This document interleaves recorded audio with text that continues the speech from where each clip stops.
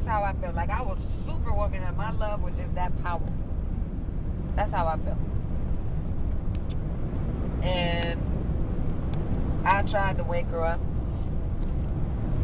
I got her arm and I put it around my neck and I told my mom, I said, Mom, if you grab me and you just have a little bit of strength to grab me, I will take you out of this hospital.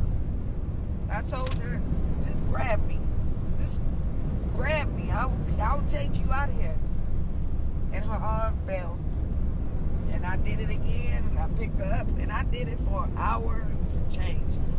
And her arm fell. And I got her arms again and I put them around me and I said, grab me. Grab me so I can take you away from here. And they fell. And I sat there and did that until damn near 9 o'clock at night.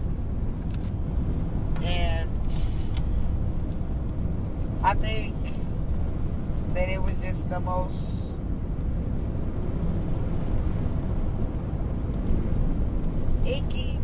achiness feeling that you could ever have in your life. What I felt at that moment, I can't even describe. I felt death inside of me and I was alive.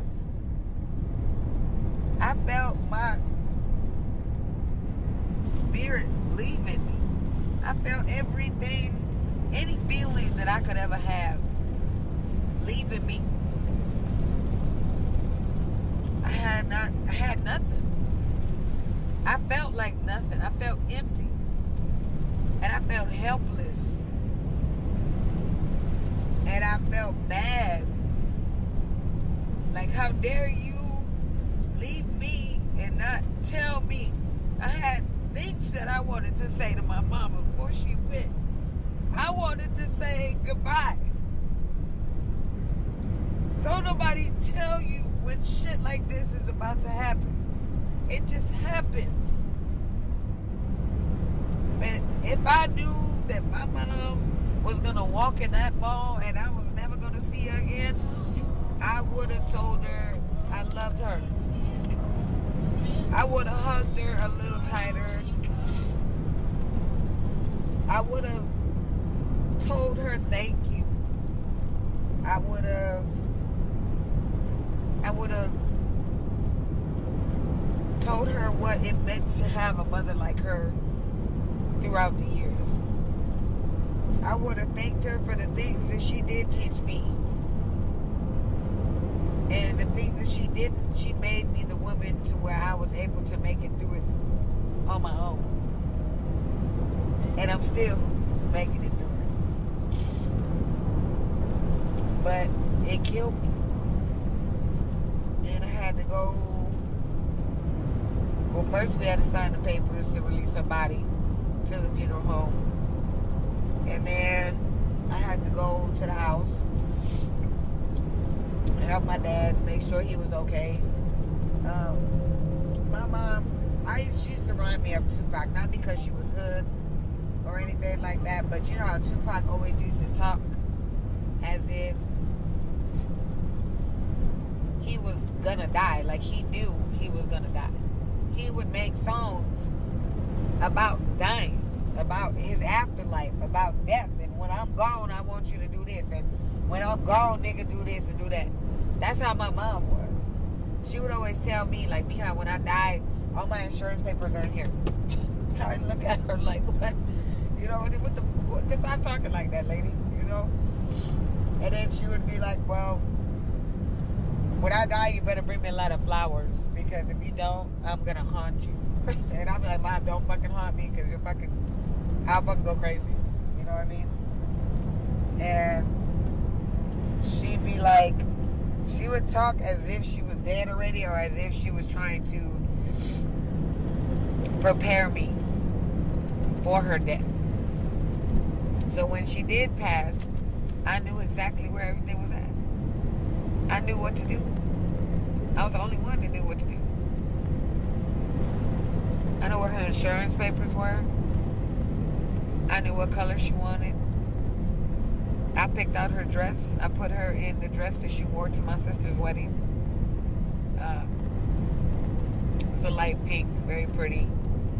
And I was upset because we didn't put her no shoes on. They're like, well, you can't see her shoes anyways. Not the goddamn point. My mom would walk around here without no shoes on. Then you put some goddamn shoes on my mom.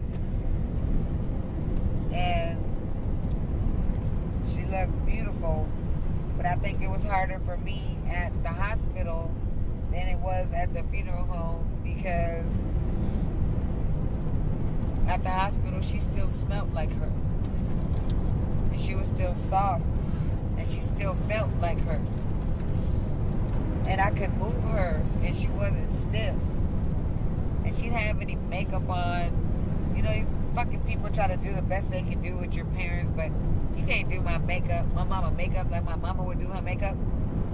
So it doesn't seem like her at the funeral home, even though, because it's her body. Her spirit was gone. But when I went to the funeral home and I took them her dress, I knew that was it. Like, this is the last step. My mother used to love mariachi, so my tias, you know, got together and we got her some mariachis to sing at her funeral. And I was high. I felt so bad because I was high at my mom's funeral. I couldn't believe that I smoked at my mom's funeral. I didn't smoke at the funeral, but I smoked before I went to the funeral. But I figured the family wouldn't know because you can't smell it. And I've been crying so much that my eyes are fucked up anyways. But I couldn't go sober because I was having suicidal thoughts. I wanted to kill myself. I wanted to die, and I wanted to go with my mother. And it was a very selfish thing to feel. But when you have a pain that hard and that overwhelming, you no longer are thinking by yourself. The devil is working. And that nigga is taking you at your weakness and trying to get you to kill yourself so you can go to hell because it's a sin. And I'm not preaching to y'all. I don't go to church every day, every Sunday. I can't tell you the last time I've been to church, but I know that goddamn much. When you are at your weakest moments, that's when the devil is really gonna come get you, because he knows you already down. Just like a motherfucking grimy ass nigga. Kick a nigga when you down. You already on the ground. Why don't you just kick some dirt in my face? That's what that nigga wanted. He wanted me to go. And I was gonna go. Willingly. And I felt selfish because I'm a parent. And if I would have went, my kids would have been going through the same thing that I'm going through. My family would have been burying me and crying for me, too. And then what? Who's gonna watch my kids? They deadbeat daddies? No. So, I was struggling. And I overdosed. I took a lot of pills.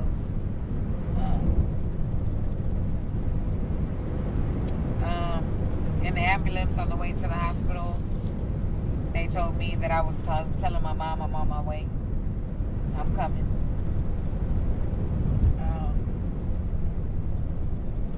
It was a very, very hard thing to deal with, and it still is. My mother died in February. By April, my dad already had another woman in the house. So, I got mad. I was living in Washington. I was married. I flew my ass down to Texas and got everything in my mama's shit. All her shit. I took it out that house. All her clothes I donated. All the pictures I took. All her perfumes. Her lipsticks. Her glasses. Her hair comb. everything. That bitch wasn't finna have nothing of my mama's. Nothing. Even though my mama don't need it no more because she gone. But in my mind, that's my mama's. So fuck what you talking about. I'm going to get this shit. And I can't. And I got it. But it was too soon. I'm not saying my father don't have the right to move on, but it was too soon. He didn't have enough respect for us to wait. For us to deal with our grieving. It's like, boom, your mom's dead, boom, I got another bitch. Double whammy, pow, slap in the face twice. Like, do you care about anybody else's feelings but your own? But I flew back to Washington and I was having the hardest time. I mean, I would go to grocery stores and I would look in the aisles. I don't even remember when I'm at the grocery store no more because I'm looking in the aisles. Maybe I'll see her in here. When I know that she gone, my mind is not letting me believe it. I know in my heart that she's gone, but my mind got me twisted. I'm tripping. I'm driving and shit, looking extra, you know, looking extra. Maybe I see my mama in the corner, I can stop and get her, and we can go eat some Chinese food. Shit, on me. For the rest of your damn life, just stay around, you know. But I don't know. It's a hard, hurtful, very traumatizing experience that nobody will ever fix. Nobody will. And I don't know how else to say it, you know what I'm saying? Like, people out there that are going through it, my heart goes out to you. Because I know what you're feeling. Not a lot of people can say that they know what you're feeling. They want to relate, and they can maybe imagine a quarter of what you're feeling. And I don't wish bad upon nobody, not even my worst enemy. But nobody lives forever. And when that time comes for everybody else, hopefully it won't be anytime soon, you'll understand where we are then. But you don't understand now. You could never understand now. So instead of telling somebody they stupid for feeling like killing themselves, or instead of making somebody feel like they don't have the right to cry, or they gotta suck it up, put your chest in it, there's nothing you can do. Just listen. Just listen when they need you to listen. And hold them when they need you to hold them. Because there is a hole that's forever gonna be in our hearts. Can't nobody fill that void. My children can't fill that void. And I love them more than life itself. You can't fill that void. You can't make it better. You can't help.